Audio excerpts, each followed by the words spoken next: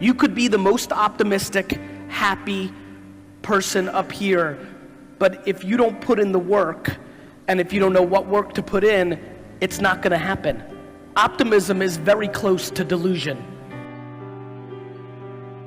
However, I believe that optimism is the fuel to practicality, right? If you don't believe you're doing it for a reason or it's exciting, you're not gonna wanna put in the hours of the work. And so, that's who I've always been. I've always been ambitious and happy. I was very fortunate. I had a tremendous mother who loved me very, very much, so I felt good. However, she did not create entitlement.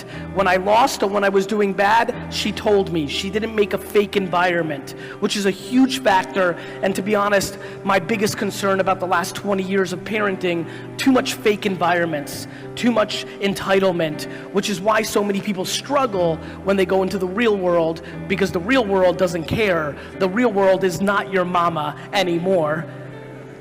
And so I think about those things. Fast forward, I was very good at selling baseball cards. When you're making $3,000 or $4,000 a weekend when you're 14 years old, you've got it. I was good, fine. But then my dad eventually bought a liquor store, and he dragged me into the liquor store when I was 14. I started making $2 an hour, bagging ice. This was huge for me. If I didn't have that transition, all the money I was making as a young kid, it came so easy because I was naturally talented. I think not having that struggle of losing all that because my dad forced me to work in the store and making $20 a day, that really helped me. And I learned a lot in that liquor store. Most of all, what I learned was to watch people.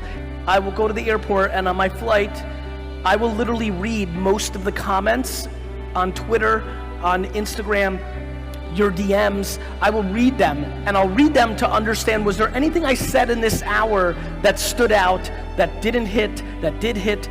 I learned that watching people, and more importantly, understanding people, and most importantly, being empathetic to people was the best way to build a real business, to build something meaningful. The biggest problem, I'll tell you right now, one of the biggest reasons most people in this room, if they decide to start an entrepreneurial venture, a side hustle, whether you try to sell something in your home on Facebook Marketplace, which, oh, by the way, I'm gonna bring up later, my biggest belief that the quickest way for many people here to start is to sell stuff on Facebook Marketplace, but I'll talk about that later. Whether it's that, whether you're finally ready to start your podcast on Spotify, whether you're gonna build your Instagram profile or meme page because you want brand dollars, whatever you're up to in this room, the reality is that if you have to put in so much work, but so much of what comes out of people's mouth or what they post is selfish, not selfless.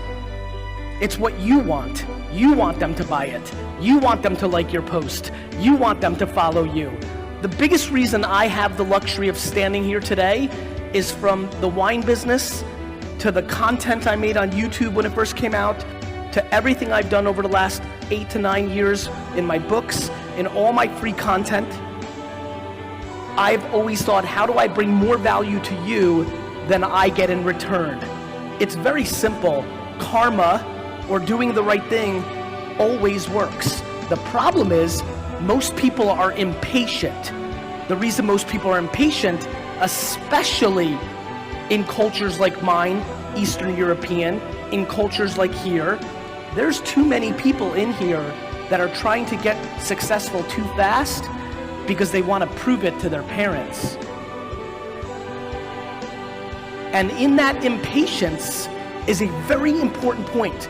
My friends, the number one thing I fear, period, is that people live their lives based on other people's opinions. The number one thing that I have seen as I've gotten older that has been very obvious to me is that most of the people here today do many of the things they do because of 1 to 5 people's opinions in their lives, whether their parents, their spouse, their older sibling, their neighbor. Living your life predicated on the judgment of somebody else is the great weakness of the human being. No matter how I tell you how to leave 500 comments on Instagram posts, or what time to post your posts, or why you should start a Spotify podcast tomorrow, or how you actually list an item on Facebook Marketplace, no matter what I tell you, if you post the first day and the person that you're worried about has a bad opinion of it, it's already game over. And so I flew all the way here, 24 hours, to put pressure on what is the most obvious conversation, which is, are you prepared to finally get quiet in your head and not allow the opinions of others to dictate your behaviors? Every person here knows what they want to do. If you're here today, there's something running through your mind that you want to do. There is no reason for you to be here today unless there's something running through your mind that you want to do.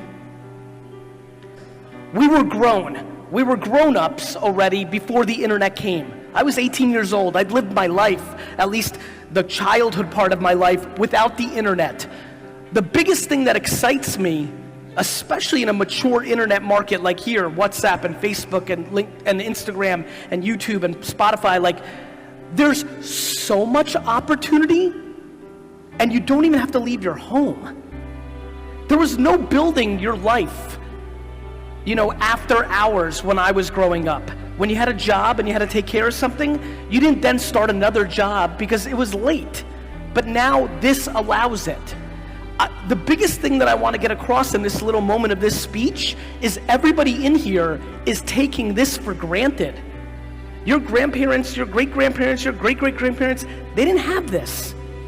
If you aren't succeeding or attacking your success with this in your hand, then what are you doing?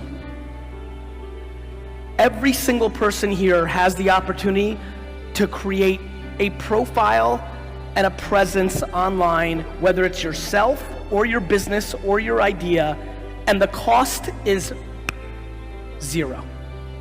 I love when people get mad when Facebook or Instagram's organic reach goes down.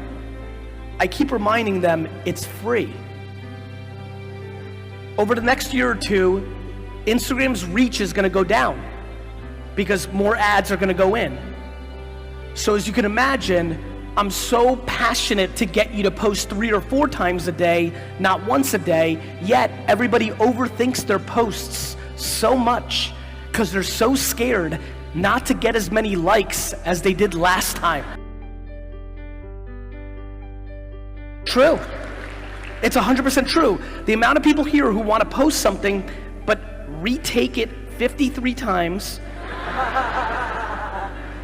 or change the filter or things of that nature, or my favorite move, you post it, but in the first 83 seconds you don't get enough likes and you remove it. It's a fascinating thing for me to watch because what it speaks to is, in my opinion, people being confused about the game. I view the game macro. I watch most people play micro. You're not in the business of getting likes on Instagram, yet you're pandering to the machine of that. You're in the business of creating awareness for whatever you want. You want people to know what you want them to know, whatever that may be.